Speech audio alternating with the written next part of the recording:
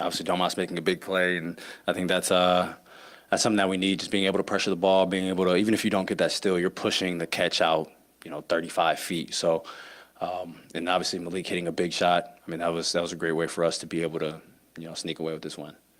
Fox, how tense were some of those moments down the stretch, considering that, you kind of had been here before against a team like this? I mean, obviously we'd rather not have been in that position, but at the end of the day, it's a close game against an NBA team, and you try to execute down the stretch. You try to get stops whenever you can. Yeah. You guys come back from 19 down last night. You're up 20. They come back and obviously take the lead there late. That's kind of the new NBA where 15, 20-point leads just don't feel as safe maybe as they did, even 10 years ago. How does a player's mentality change or does it change when you're up 20 or down 20, maybe in the first half or early third quarter of a game? I mean, that's what you're trying to find. Whenever you get up, how can you stay up? How can you put your foot on their neck, turn a 20-point lead to 30 to 40? And that's where it can be difficult. But if you want to be a really good team in this league, you have to find a way to be able to do that.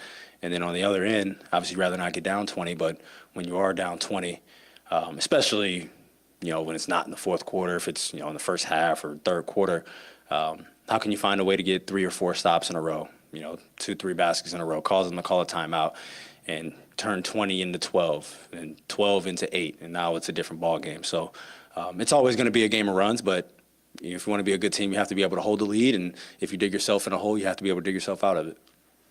Fox, you've seen Keon and Davion's full career in their development. Last 2 games, both of them have stepped up in kind of an extended role. Just from your perspective as a point guard, what have you seen from them and how they've grown and what they're doing on both sides? I think they've been big. I mean, one with their ball pressure, that's one thing that I feel like stands out.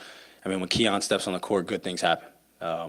He's able to just create. I mean, I think he's one of those guys that you would call a defensive playmaker. Like, he just makes things happen on the defensive end. And then I think he's a better shooter than people know. Obviously, people haven't seen him. You haven't seen his career. But I think he's a much better shooter than people give him credit for. And obviously, teams haven't seen him as well. So a lot of times they're going under ball screens or DHOs. And, I mean, we have the confidence in him to shoot the ball. I mean, we've seen his shooting numbers in practice. We've seen what he does in practice. So I think when he has that confidence and you go out there and you're playing, real NBA minutes, it starts to grow, and he's going to continue to grow as a player the more people see him on the court.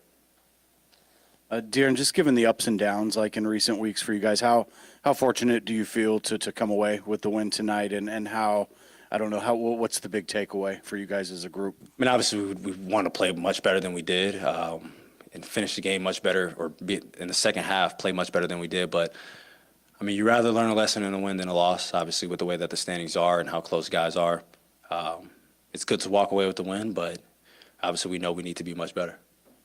Another good game for Malik. Just how much does his secondary playmaking provide for you guys, and how much have you seen him embrace that bench role? It's been big for us. I mean, starting last year, I feel like people didn't know how good of a playmaker he was or how creative he could be with the ball.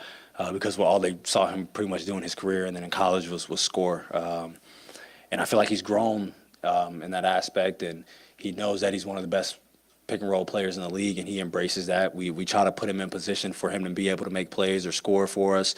And, I mean, he was big tonight coming in the first quarter. I mean, playing like 5 or 6 minutes, and I think he had like 9, 2, and 3 or something like that. So he's big for us, especially when we don't start the game well, or even when we do start games well. Just having that basically like a 6th starter coming off the bench is huge for any team.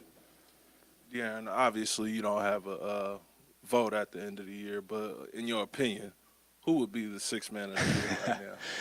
I mean, I don't even think it should be close, honestly. Who won? I don't even remember who won it last year, to be honest. But I feel like he should have won it last year, and I think he's long and away the front runner for 6th man of the year. Like, it shouldn't even be close. De'Aaron, on a sort of a down note, you've got a couple of guys who are struggling right now. How do you get Kevin? How do you get Keegan sort of going again here as you're hitting the stretch run? I mean, we have to stay the course. I mean, we talk about sprays, which is getting in the paint or maybe right out a foot outside the paint and being able to spray the ball to get open shots. And we have to be better at that. I think, I mean, this team, the Spurs, push out a lot more than most teams.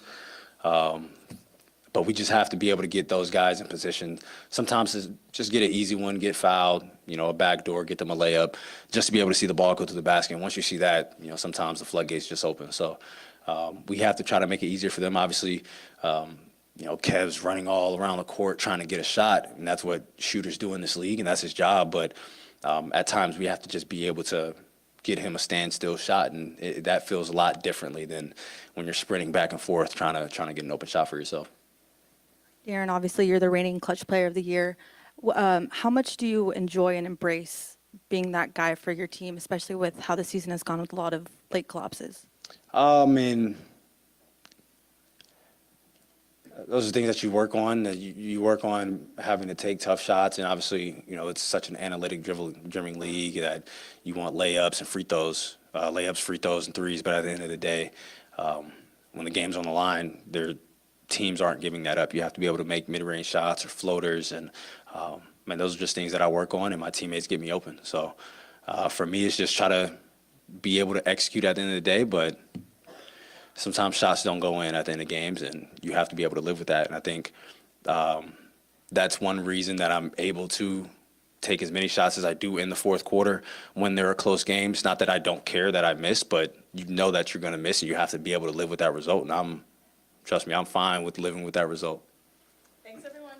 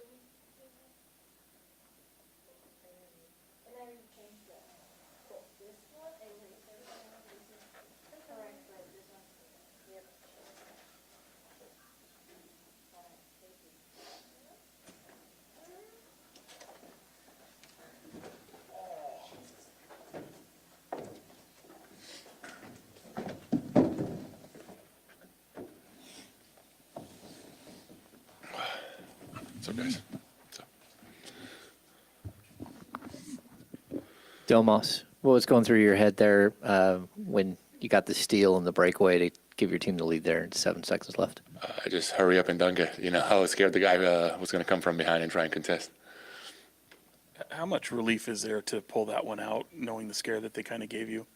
Yeah, it's great. It's not a position we want to be in, but just to get this win, it's great. It looked pretty ugly there with a minute left, and I was like, not again. And Malik had talked about, when he was lighting the beam there, he said, the boos kind of motivated you guys a little bit. I know he's critical of them, but how much is that the case for you to have a roller coaster game like that where you hear it from the crowd and then they're as loud as can be at the end? With the boos, I just try to ignore it. We're at home. I don't agree with that. I understand it, but, we're here fighting for our city. So, I just kind of let that slide. We obviously want to win, and we got this win. Domas, a 30-point night for you. What is your balance between getting your teammates involved and trying to get Fox and Monk and everybody else their looks, and when you think you should go on attack mode? Is it what the game gives you, or is there a specific thing you look for when trying to score? No, it's basically what the game gives me. I try to be aggressive. Usually they throw in a second or third guy on me, and then I obviously have great shooters around me. And my goal is to get them good looks. Once they score, we're all just flowing. And that's just been my game my whole life. Domas, back to that final play, the steal and the dunk. It was a little bit frantic there after you guys tied the game. Yeah. How were you able to sort of anticipate that play and intercept the pass? I thought they were going to play pick and roll, so we were up, to help the guard out, to try and stop the ball, and then once I saw that he was throwing the ball to the big, I don't know for what, I was like, oh, this is my chance. What have you thought of Keon's offensive movement, decision-making, and shooting for you guys? He's been amazing. He's poised. He comes out and just plays the right way. Doesn't force anything. Is great on the defensive side, and then just makes the right plays. And that's exactly what we need with this group. Tomas, what was the conversation like, coming into this game after beating the Lakers last night, knowing y'all had to come in and take care of business? Yeah, just don't drop an egg. We've done it countless times this year. We beat a top team, and then we come in and lose a game against a lower seed. And it could have happened today. Thankfully we got the win, but there's still a lot to learn. We can't win on our last second. Domas, part of that 7-0 run was Malik's triple there, and I know it was kind of a bang scenario. Did you think he was going to hoist the three? What did you kind of think was going to happen in that? I don't know what he was going to do. He went in. He had turned the ball over quite a lot this game. In a good way. But so he stopped and he pulled it out, and I was like, oh, he's going to find someone. And then he just pulled up. So that's Malik. That's why we love him. Domas, to your previous point, I'm sure there's no complacency. Like, you guys are the ups and downs you've had and how some of these games have gotten away from you. What do you think it is that has made that like part of this team's DNA right now? I just feel like we just got to learn how to control the game in situations. Play at different paces. Just control it. There's a lot of times where we just keep running and shooting quick shots or whatever it may be. You know what I mean? And we just.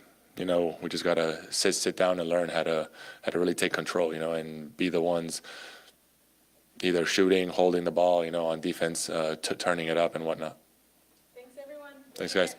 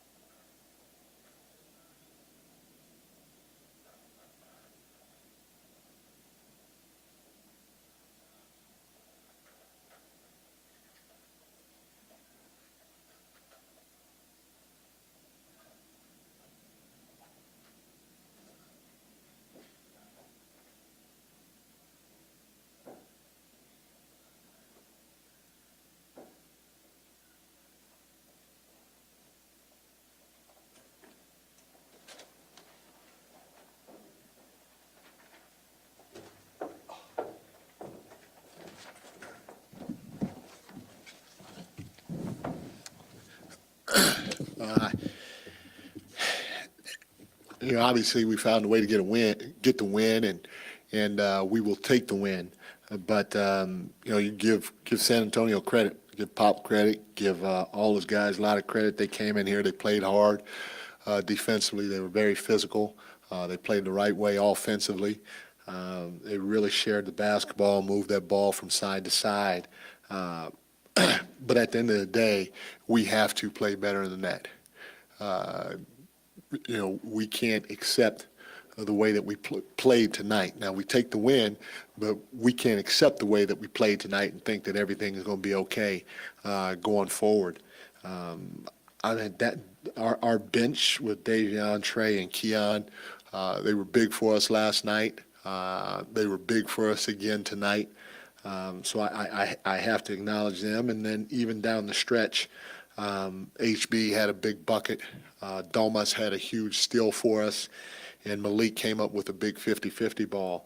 But at the end of the day, the way we defended, the way we turned the ball over and responded to those turnovers, that can't fly, and we have to continue to learn and grow so we don't keep putting ourselves in position like we were tonight. And that's no disrespect to the Spurs. You got to give them credit for coming in here and doing what they did. Mike, you talked about how good some of these bench guys have been, Keon, Davion, et cetera. Is it enough to make you kind of rethink things with the rotation or the lineup, or do you kind of like having them staggered the way they are, that you get that lift from them coming off the bench later? No, I like the lift from them, but I'm going to do, at the end of the day, I'm going to do whatever I think is best for the team. But, one thing I know I don't do, I try not to do, is just have a knee-jerk reaction because, this guy or that guy had one or two really good games, but this guy and that guy didn't have a couple of good games. So I'm going to try to keep putting guys in this team in position to win. And if you earn a right to play, I'm going to throw you out there. And, everybody has been good about embracing their roles. We talked about that at the beginning of the season. That's why you have 15 active guys, 18 guys on your team, because at any given time, anybody can help you. And if you're not playing, you got to stay ready. And if you're playing and somebody else steps in and helps us win, then you got to be as good a teammate as the person that was not playing was when you were playing. So that's a big standard of ours, is to embrace your role while uplifting your teammates. Mike, on that note, you do have a couple of guys who are struggling. How do you get Kevin out of whatever the funk is he's in, and Keegan out of whatever it feels like he's sort of slipping into as well?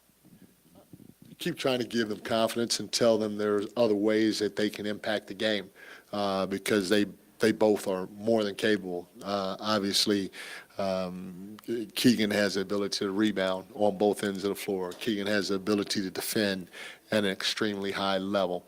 There are other things that they can do. And same with Kevin. Kevin had a big offensive rebound in the fourth quarter for us. So they both have to continue trying to find other ways to help us win the game while looking for some easy baskets. And you get easy baskets by getting out and running and seeing if a layup can go in.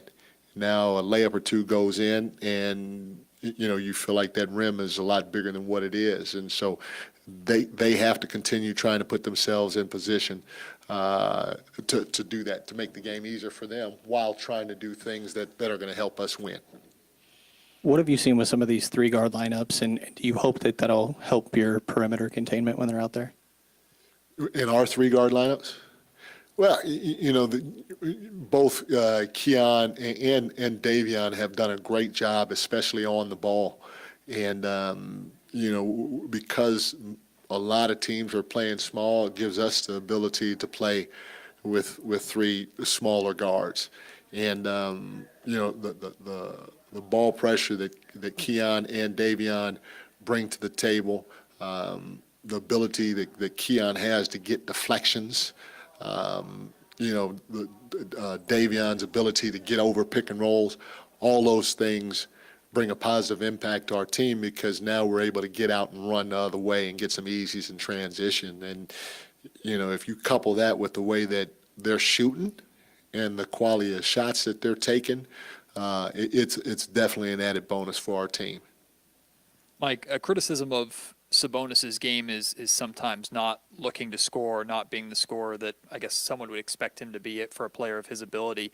Can you speak a little bit about how he makes the right basketball plays, whether it's looking to score or looking to get his teammates involved? It seems like his first instinct is to get his teammates involved, but 31 points tonight. Yeah, and you want guys that play the right way. You want guys that are going to share the basketball because, as we all know, the more guys that can touch it, that's the more synergy that your team's going to have and togetherness. And so I have no complaints with Domas at all. I mean, he had 9 assists tonight. He's trying to make the right play. I've coached guys in the past that way. LeBron was a prime example. He always tried to make the right play. His passing ability led to other guys being unselfish because if one of your best players, if not the best player, is trying to move the ball the way that he did, the way that Domas does, then it can become contagious, and everybody will try to do it. So I'm 100% fine with the way that he's playing. Coach, speaking of making the right plays, when Malik pulled that ball out and shot that three, what went through your mind as he was taking that shot? He had to take open shots. We've been in a position before down the stretch where we felt we had some pretty good looks, but we didn't take the shot. And we believe in all of our shooters. I mean, we didn't shoot well. I thought we shot 28% from the three-point line or 31% from the three-point line. But he created enough space for him, so he needed to let it fly. And so I was more than okay with him shooting that ball. Mike, obviously free throws have been kind of plaguing this team all year, but yesterday 10 for 12, today 17 for 18. Obviously a bit of a positive trend there. How important is that execution for you guys, and what have you been seeing from the line the last few games? No, it's very important, because, when you have an opportunity to score with no defense on you, especially from a position that you've been working at your whole life, you got to take advantage of it. And it's probably cost us a few games, but the efficiency that we're showing right now is what's needed, especially if we're going to figure it out come playoff time. And we've worked extremely hard on it, and we're going to continue to work hard on it, and hopefully it will continue trending in the right direction. Thanks, everyone. Thank y'all.